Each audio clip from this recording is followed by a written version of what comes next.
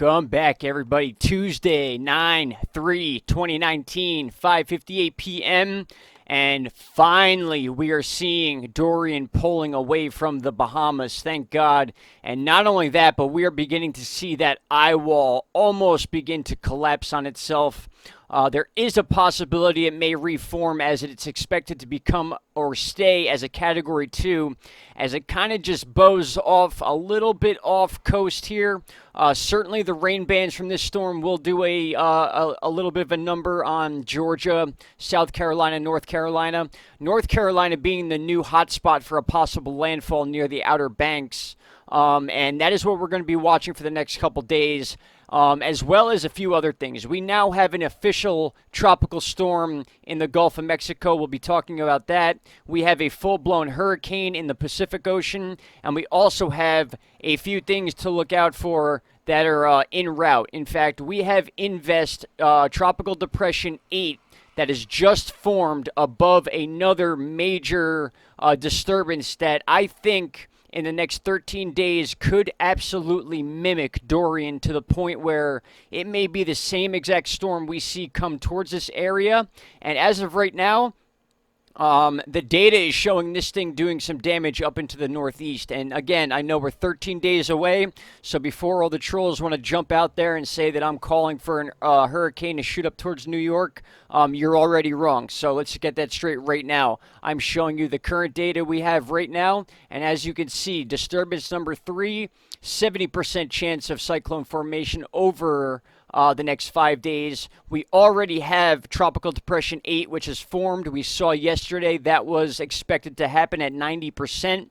We have a second disturbance at 50% of cyclone formation. More than likely will not be an issue as it is already in the middle of the ocean, and we know that the high Bermuda Atlantic pressure tends to eat up these hurricanes, but you never know.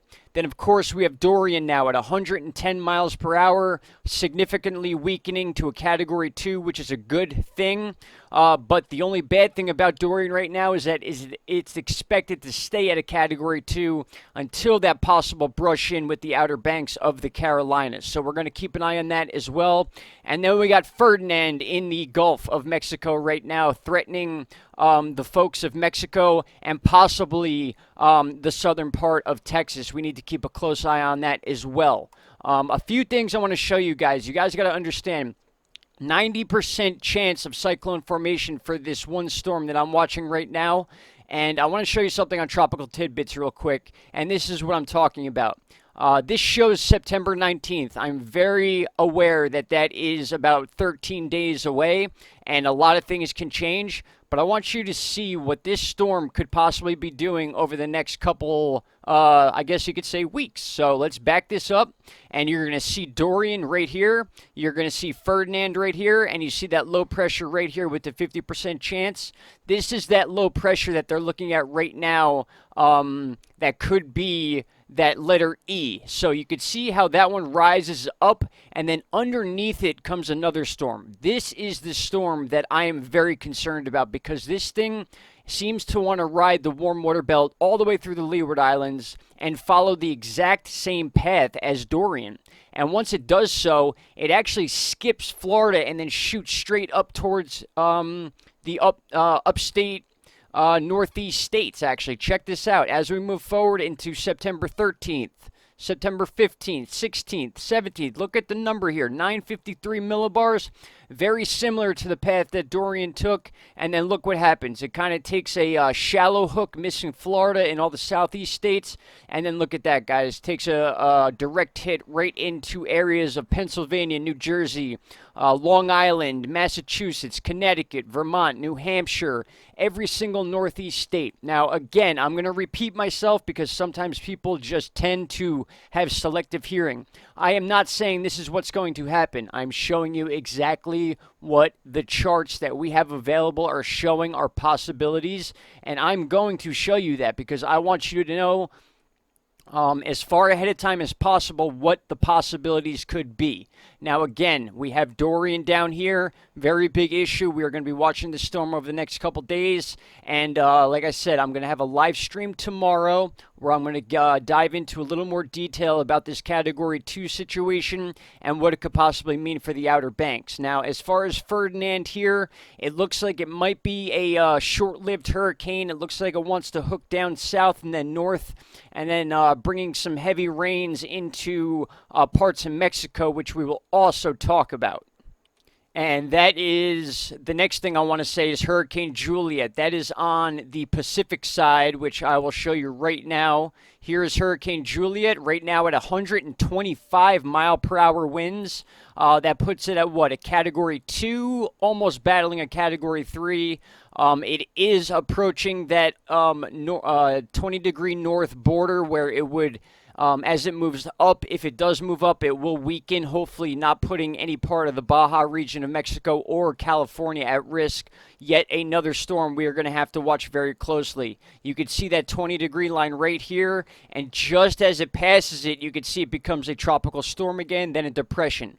That is why I always stress that this 20-degree north line, any hurricane that stays below that, the chances of it surviving are much higher because of the warmth of the water, and those are the ones that usually head towards Hawaii. So just want to bring that to your attention that we do have a full-blown hurricane in the Pacific Ocean, along with Ferdinand and along with another hurricane that could be named at any moment now in the western part of the Atlantic Ocean.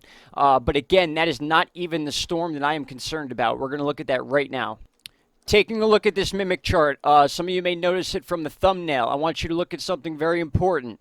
This is that 50% invest right here that I believe will be pushed out into the ocean and be, I guess they call it a nothing burger. I don't know for sure, but all I know is that there's not really much that's going to allow this thing to strengthen. It's in cooler waters. It is by Bermuda right now.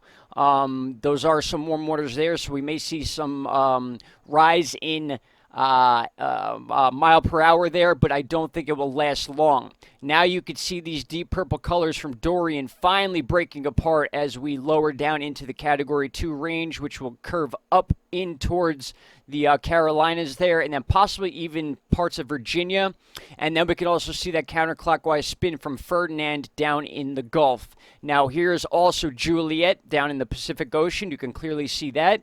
And now on to what I really want to talk about. Now, if you were to look at these two areas right here, this one to the south and to the north, more eyes than none would say that this thing is going to be the issue, when in fact, believe it or not, this thing is already approaching above that 20-degree line where we use as the warm water belt, we like to call it. And if this thing rises above that, which it has been showing, it may have a short lifespan. But what that's going to do is that's going to allow this set of storms down here to stay south. And now when I bring you back to tropical tidbits, you can see this is that big storm that you're looking at that is passing that 20-degree mark, and then watch what happens right underneath it. I want to show you this because it's very important to understand what could be coming very shortly. You could see it rises up above the 20-degree line, and then there it is right there. And again, I'll match it right to the mimic chart. You could see this is the one that rises above. This is the one that just pops up on tropical tidbits. And then watch what this storm does because of how low it is. Already south of the Cape Verde Islands. Get back to tropical tidbits. And again, here's another visual. This is Tropical Depression 8. It's already been named 8, but this, again, is above the 20-degree line. It's very hard to tell if this thing is going to be able to make it to the United States without being decimated by either shear wind. We do have a big set of sand coming off the Sahara Desert that could affect this. But this storm right here, this 70% chance of cyclone over the next 5 days, is my main concern over the next 2 weeks besides Dorian and obviously Ferdinand if it does anything that we don't expect it to do. But with all that put together, I want you to watch Tropical Tidbits one more time, and hopefully that will throw this all together for you before I end this short update. And I'm sorry about it being short, but I have some stuff I have to handle today. But we'll be back on track tomorrow. So with all the drama that's been going on with Dorian, finally we get a little bit of relief. We could tell the people of Florida that they chances are they will not see any sort of hurricane shooting through the middle of Florida. Like I said, Georgia, South Carolina, North Carolina, different story. You may be dealing with these wind bands and bands of rain for days to come. And then you see Dorian finally shoot out into the middle of the Atlantic, and then obviously, like we talked about last night, towards Nova Scotia, or not Nova Scotia, but the UK and Ireland. But again, the point I want to make here, this is the one that looks huge on the mimic chart, as you could see right here. And then we get back to tropical tidbits. Sorry about the jumping around. This is that big one, and then watch the little one underneath it, and then watch what happens by the time we get to mid-September. This thing goes up to the middle of the ocean, kind of dissipates. That lower storm, which is not named 8 yet, has not been named at all, besides the fact that it's been noticed. Watch this. Check that out. That is the exact path that Dorian took. And by the time it got to the Leeward Islands, that's when things got serious. That's when meteorologists got serious. That's when all of a sudden, oh my God, we have another big hurricane on our hands. So I'm calling this now that this could be a situation we are going to be dealing with in the next 2 weeks and talking about just as much, if not more, than Dorian. And you know, a lot of things can change. You can see the high pressure right here has like this flat line, and that's allowing, not Dorian, that's allowing this storm, whether it's named Fernand or whether it's the next letter in the alphabet according to our hurricane names, this flat line right here is what's allowing it to make that early north curve before Florida. But what's scary is that it's showing that that high pressure is going to reemerge and then pin it right as it gets parallel with the Chesapeake Bay at 955 millibars. That's very important to understand. That is a very strong storm. And then check that out. The high pressure's right here. You got one bubble there. You have another bubble there, and that thing is pinning it right to the northeast. So we are talking anywhere from North Carolina, Virginia, we got the Chesapeake Bay in there, Delaware, New Jersey, eastern Pennsylvania, southeastern New York. We could have a lot of New York involved in there. Certainly Long Island with those long beaches that stick out. And again, I am not saying that this is exactly what's going to happen. I'm showing you what these charts have as of right now. So those of you in the Northeast that keep saying, oh, we never get hit with anything, this and that, this may be your storm. We don't know yet. We're going to be following this very closely over the next 2 weeks. And I'm glad I'm able to be here to do that for you. And before I let you guys go, I want to take one more look at Dorian as it has finally pulled off the Bahamas. We're starting to get a lot of reports and videos in from the Bahamas. And guys, just long story short, they are not good at all. You can almost compare what happened to the Bahamas with this stalling of this storm, which is just, even meteorologists were saying they've never seen anything like it before. Your guess is as good as mine why this thing's just stuck here. There were certain pressures that made sense to me. There were certain pressures that did not make sense to me. And now that we're seeing this thing moving up, it's almost as if it's like, you know, now it's just going to dissipate and disappear as if it didn't exist at all.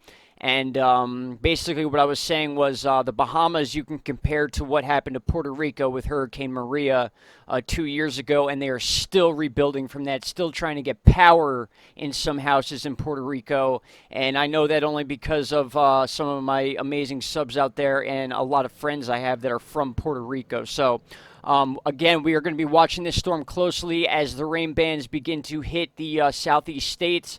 And then, of course, we will be here to let the people know in the Outer Banks of North Carolina and Virginia whether or not they need to be aware of what's going on with Dorian as time progresses. So with that said, guys, I have Null School up here. Null School is showing a lot of different information than what a lot of other charts are showing. We got 123 kilometers an hour in some places. I don't see how that's possible at the moment. So Null School, I'm going to have to dig into a little more and get used to that website before I start using it as evidence to give to you guys for factual evidence, I should say. That's going to actually help us understand what's going on. But you can clearly see this strip of moisture is pulling off into the upper part of the Atlantic Ocean. We expect that's where Dorian's going to go.